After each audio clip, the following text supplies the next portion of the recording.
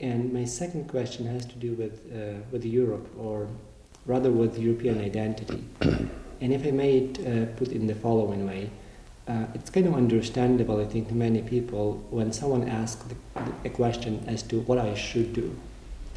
I wonder whether the same kind of question could be asked about the European ethos, for example, or Europeanness, if one may put it that way, as in a sense that what should European ethos be? I'm wondering in which way that identity, which grows and develops on the individual level of every person, in which way it kind of enters, builds up, or maybe it doesn't, something that we recognize and call as a European identity or European ethos. And when, for example, we were discussing the need for new European ethos, then how that possibly could be constructed? What kind of identity is that, future identity?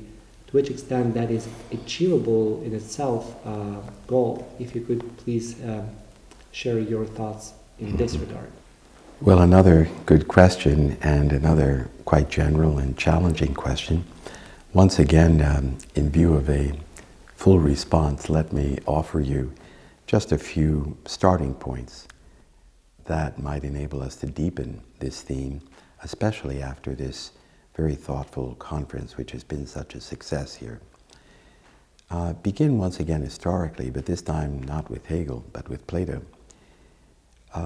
Plato recognizes that justice, for example, is something which we have to investigate, we have to inquire into, not just at the personal level, but also at the communal level.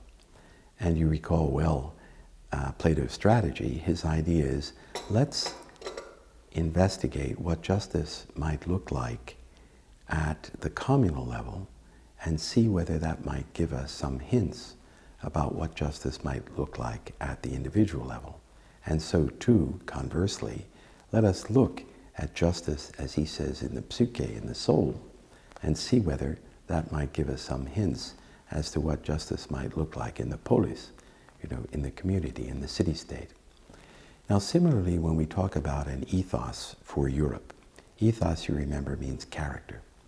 Character is something that not only persons have, but also institutions have character, and even states have character.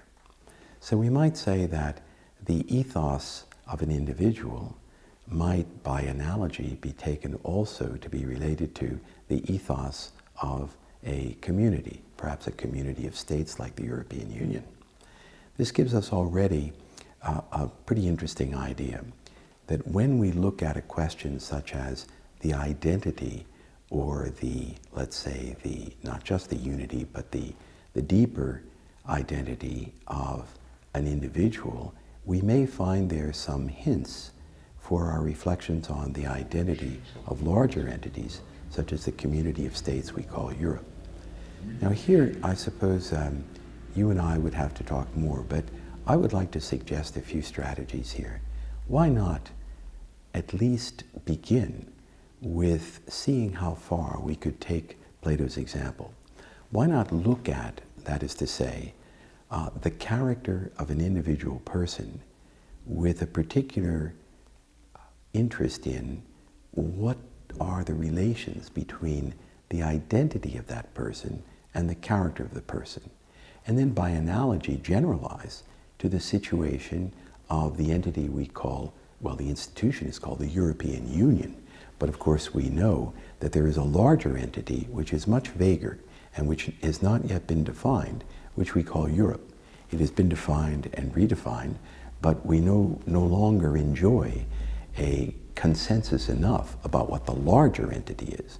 So let us begin with the idea of identity and individual character, perhaps generalized to identity and the European Union, which is a well-defined entity, and then on that basis try to investigate a bit further what might be the identity of this larger and more, let's say, confused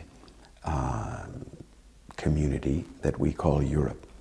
These are just a couple of ideas to begin with, but as you can see, I think these are ideas which require some particularly careful thoughts. Particularly, and when I say particularly careful, what I mean is that we have to pursue such reflection in common. We must be self-critical enough to recognize that our individual reflections on such difficult and important matters must continually be tested against the individual reflections of others. And we can only test those reflections in the light of argument. We cannot test them just in the light of conviction. We cannot simply express or testify to or witness to our personal convictions, because our conversation then breaks down. The only way we can keep an intellectual inquiry going is by presenting to each other our convictions on the basis of our arguments, the arguments on the basis of our reasons. So it's in that context where inquiry into the ethos, or a renewed ethos for Europe today, requires really philosophical inquiry and self-critical philosophical inquiry in a common kind of enterprise.